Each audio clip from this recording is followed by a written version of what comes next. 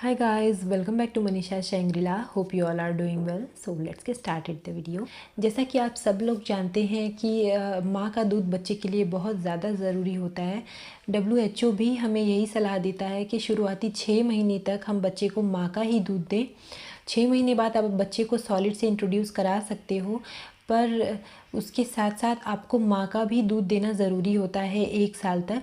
तो इस केस में बात ये आती है कि माँ की डाइट का अच्छे से ख्याल रखा जाए, क्योंकि माँ अगर अच्छा खाना खाएगी तो उसको अच्छे से दूध बनेगा, और अगर माँ की डाइट का ही ख्याल नहीं रखा गया तो उसको जब वही खाना नहीं ढंग से खाएगी तो उसको दूध कहाँ से बनेगा जो कि वो बच्चे को पिलाए।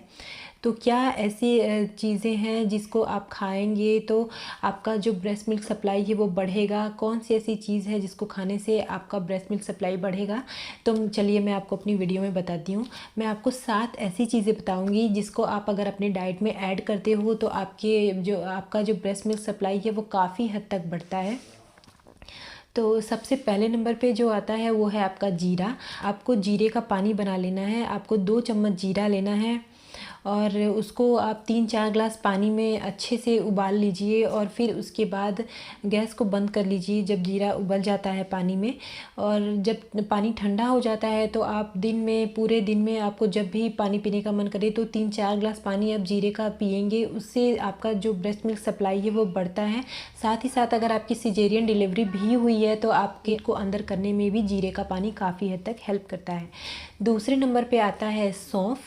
तो आपको करना क्या है कि 1 चम्मच सौंफ को 1 ग्लास पानी में डालकर ओवरनाइट के लिए सोक होने के लिए रख देना है, और अगली सुबह आपको वो पानी को छान के पीना है।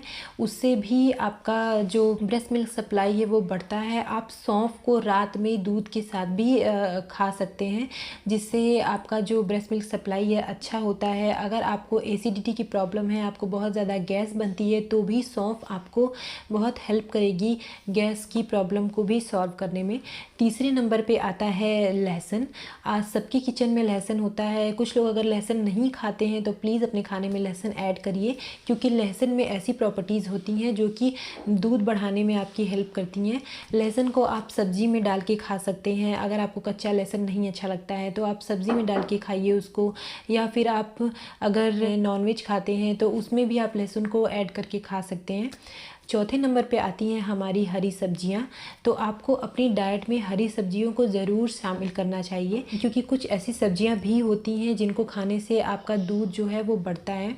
तो सबसे पहले हमें सब्जियों में कौन कौन सी सब्जियां खानी चाहिए? हमें सब्जियों में खाना चाहिए पालक, क्योंकि पालक में आपके विटामिन B1, विटामिन B6 और आयरन होता है।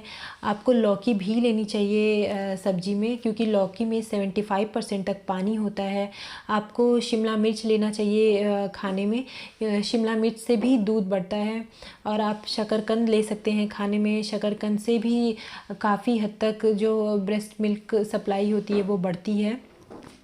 उसके बाद आती है 5वें नंबर पे हमारी मेथी, जो कि बहुत हेल्पफुल है ब्रेस्ट मिल्क सप्लाई के लिए। आपको मेथी के जो बीज होते हैं उनकी चाय बना के आप पी सकते हैं, या फिर मेथी के लड्डू खा सकते हैं आप। मेथी में एमिनो एसिड होता है जो कि ब्रेन के डेवलपमेंट के लिए बहुत हेल्प करता है। आप जब मेथी की चीज़ें खाते हैं तो दूध के ज़रिए वो आपके बच्चे को भी मिलती है, जिससे उसका ब्रेन भी अच्छे से डेवलप होता है। आप मेथी के लड्डू खा सकते हैं। 2 लड्डू दिन भी मेथी के खा सकते हैं, जिससे आपकी बॉडी भी अच्छे से रिकवर होगी और आपको दूध भी अच्छे से बनेगा। छठे नंबर पे जो आता है वो है आपका मिल्क। आप जितना ज़्यादा मिल्क लेंगी आपको उतना ज़्यादा मिल्क बनेगा। अब मैं कहूँगी कि आप पूरे दिन में 1 लीटर दूध पीजिए अगर आप ब्रेस्ट फीडिंग मदर हैं तो, क्योंकि आप जितना ज़्यादा दूध लेती हैं उस टाइम पे उतना ज़्यादा ही आपको दूध बनता है। आपको ज़्यादा पानी पीना चाहिए पूरे दिन में। आप कम से कम 4 से 5 लीटर पानी पीजिए, क्योंकि अगर आप जितना ज़्यादा पानी पिएंगे उतना ज़्यादा आपको दूध होता है। जो दूध आप अपने बच्चे को पिलाते हो उसमें पानी की मात्रा कुछ ज़्यादा होती है, इसलिए आप ज़्यादा पानी पीजिए। और आप अपने खाने में ड्राई फ्रूट्स को, नट्स को रख सकते हैं। उससे क्या होता है कि आपकी बॉडी में भी जो कमज़ोरी है वो पूरी होती है और आपको दूध अच्छे से बनता है।